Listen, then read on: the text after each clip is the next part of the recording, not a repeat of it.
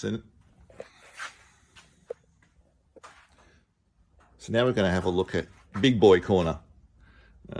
So here's a bit of an evolution of touring bike, both from a Japanese perspective and from a German perspective for something a little bit different.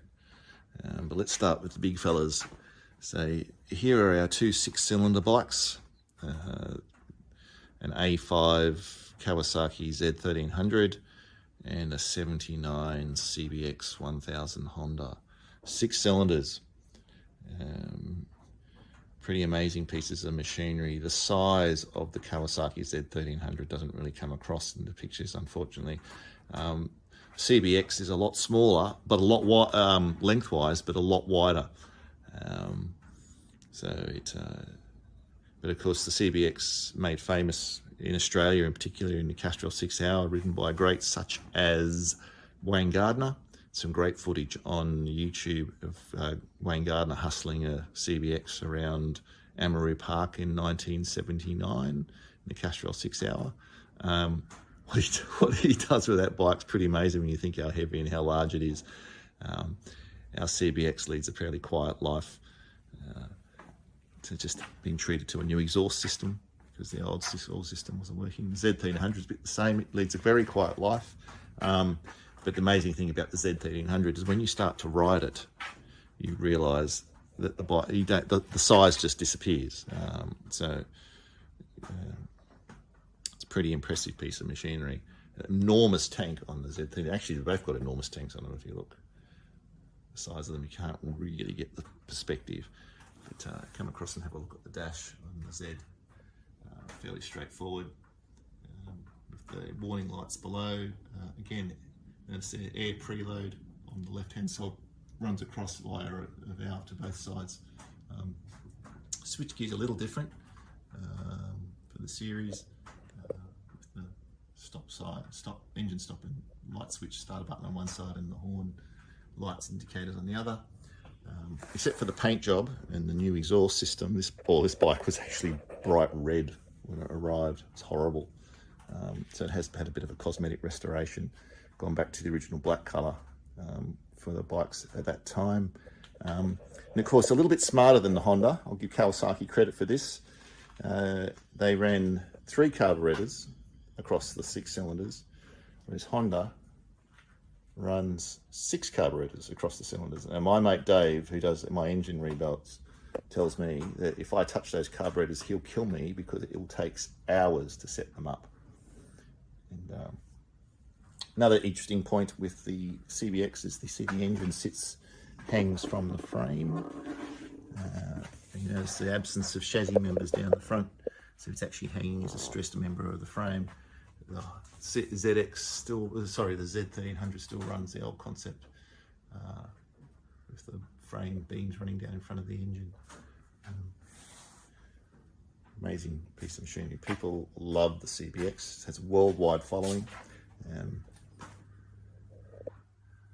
come in, if you have a look at the clocks, you can go back to our looking at the CB900 F2 before. Over there, very similar. Very Honda, very early 80s Honda, late 70s, early 80s. Same with the switchgear, very early 70s, late 70s, early 80s Honda. Does run air for the preload, but it runs one for each one for each fork leg rather than running into one fork leg and then using a valve to split it across to the other side. Just come around. One of the things that Honda was criticised for with the CBX was the width of the forks.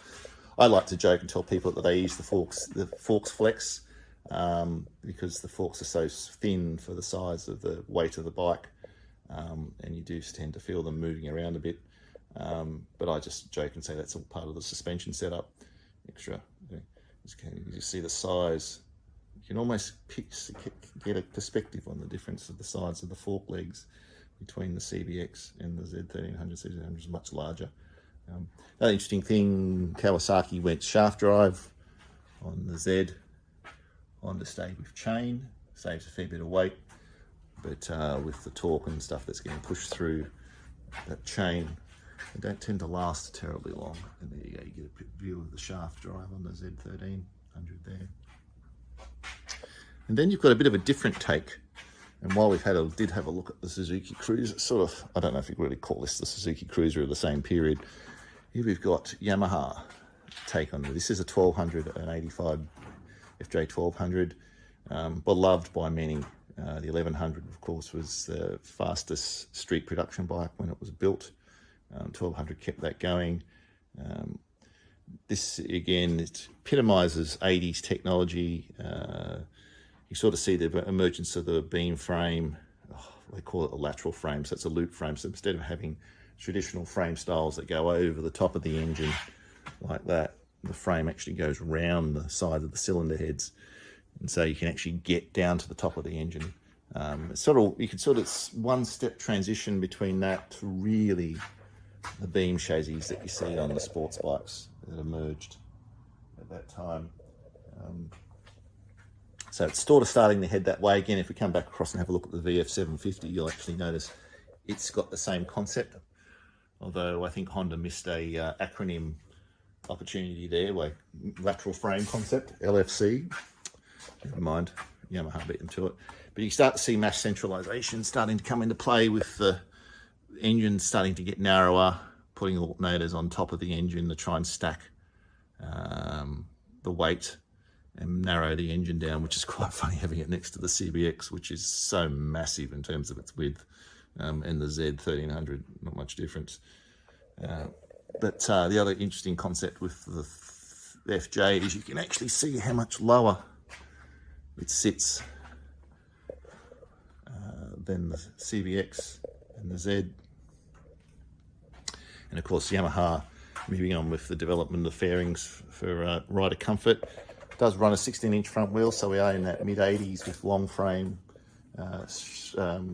small front wheel for assist turning. Again, this bike is a survivor, very original, hasn't been restored, hasn't been touched, just basically gets run and that's about it. Come in, have a look.